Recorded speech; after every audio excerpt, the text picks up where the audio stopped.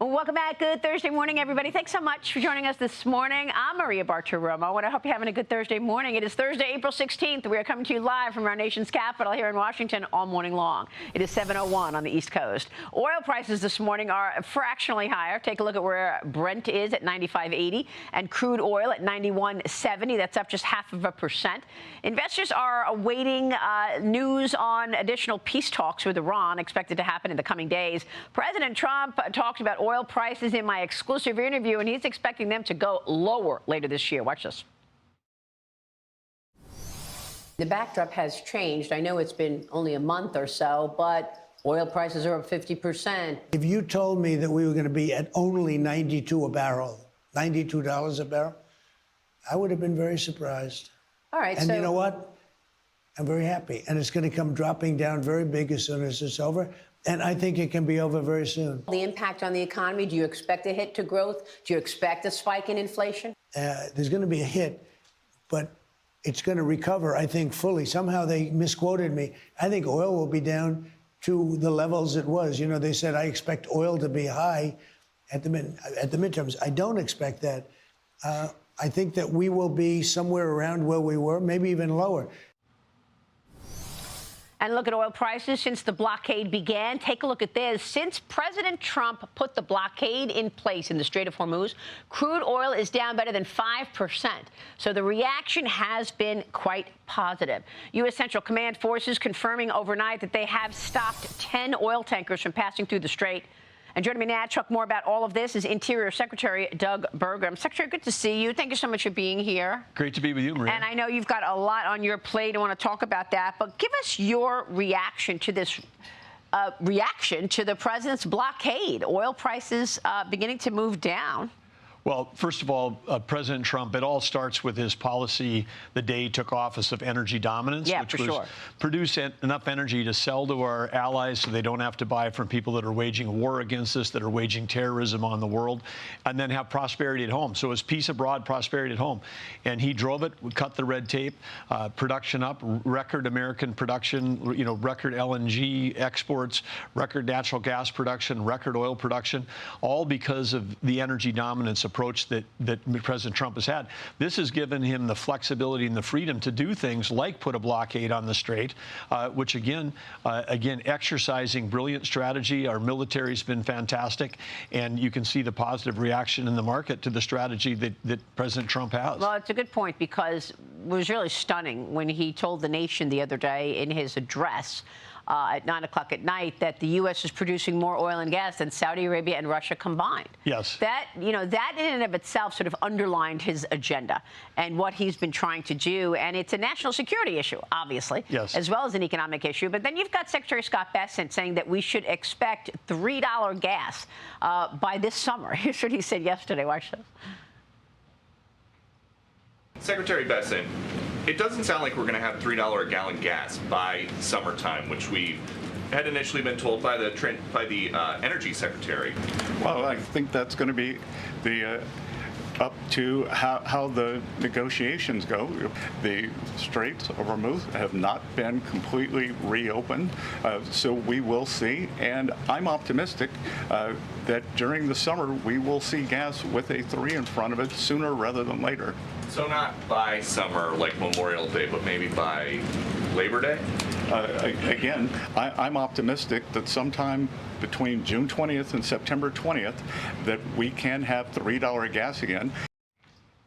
Well, obviously, Secretary, markets are going to do what markets do. We know that. But if you've got the things in place in a supply-demand situation to actually pressure prices down, then maybe we will actually see that. And that's the whole point of the president's agenda. You made a major announcement earlier this week. You were with Energy Secretary Chris Wright and EPA Administrator Lee Zeldin, who, by the way, we had on here yesterday. You broke ground on the Northeast Supply Enhancement Pipeline in New York City. Tell us about that. This is supposed to boost energy supply to millions across the Northeast, and it's once again more product on the market, which just a simple supply and demand pressures prices lower. You said this pipeline is going to cut energy costs by up to $6 billion in the coming 15 years? Yeah, for a small group of people, for people that live in the New York metro area, Long Island.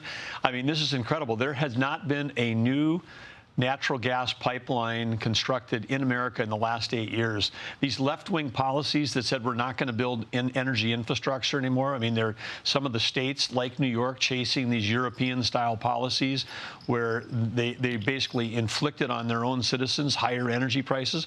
But this started in President Trump's office, in the Oval Office a year ago. Lee Zeldin, Chris Wright, and I were there. He said, get this thing built.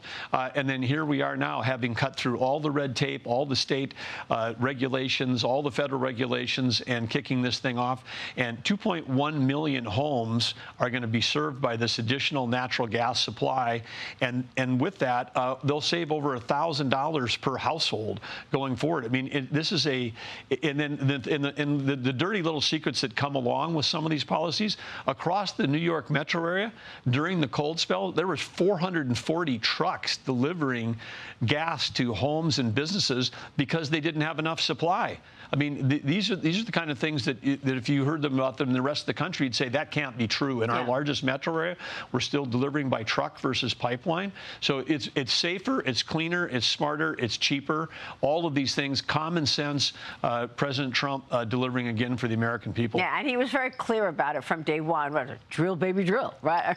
Well, yeah, he did. And that's what he said. Drill, baby, drill. I get it. You know. And across Interior, where we issued the permits for drilling permits, it's really remarkable. I mean, the record number of permits delivered in a single year ever in history during that first 11 months of last year, and then during the Biden administration, we get revenue when oil companies develop on federal land. They pay a royalty to the American people. This is a moneymaker for the American people. Yeah. Revenue going down every year.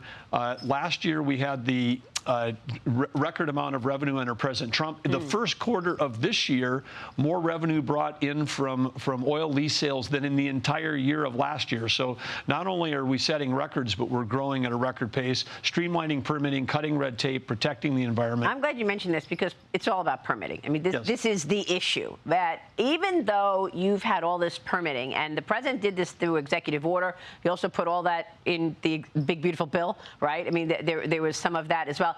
I still get pushback from corporate America saying we need more permitting. We need to be able to get regulations down. I know this is a priority for the president, but where are the edges here in terms of what more you can do with regard to permitting? Well, a few weeks ago, we released new regulations in Interior for NEPA. This is one of the things that have been weaponized to try to stop building, particularly horizontal infrastructure, pipelines, transmission lines in America. There's actually training classes where if you wanted to if you want to slow down a project, you'd NEPA. If you wanted to stop it, you'd use the Environmental Species Act. So these regulations were weaponized against building things in America.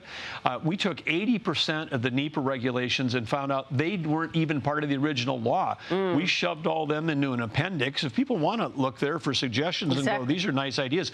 But the only thing now that you have to follow in Interior to get a NEPA permit is do the 20% of all of those regs that actually apply to the original law, bringing it back to the real actual guardrails around what the original law was. Thank you for walking us through that, because we're going to talk with Mike Wirth soon, Chevron CEO. Obviously, you've spent a lot of time with him, and the other oil executives that I speak with want more. They need more, they say. Okay, now your department is beginning this phased plan to establish the Marine Minerals Administration. Yes. This is merging the functions of the Bureau of Ocean Energy Department, the management, and the Bureau of Safety and Environmental Enforcement. At the same time, you've got the president doing Project Vault. You've said that this move is going to provide more integrated approach to managing America's critical minerals. Tell us about that. Well, the thing with the most misnamed department in America is the Department of Interior, because we're responsible not only for 500 million acres of land, 700 million acres of subsurface minerals, but over 3 billion acres of all the offshore around America. And of course, in the Biden administration, all they did was greenlight offshore wind projects, the most expensive and harmful to marine mammals and marine fisheries. All those whales that were dying. Yeah, I mean, and showing up on the shoreline. I remember. And yesterday, again, USDA launching the Office of Seafood. I was there with Brooke Rollins. This is the marine fisheries folks hated these offshore wind because it was killing the fisheries for the fish, not just for the marine mammals. Yeah. But in these two bureaus that existed inside of Interior, streamlining them, putting them together so that we've got under one roof the permitting, the regulatory aspects, the safety aspects, all these things, so that we can permit whether it's critical minerals or offshore energy development in the Gulf of America, which produces over 15% of our oil and gas resources come out of that. We can do that faster, cleaner, safer, smarter.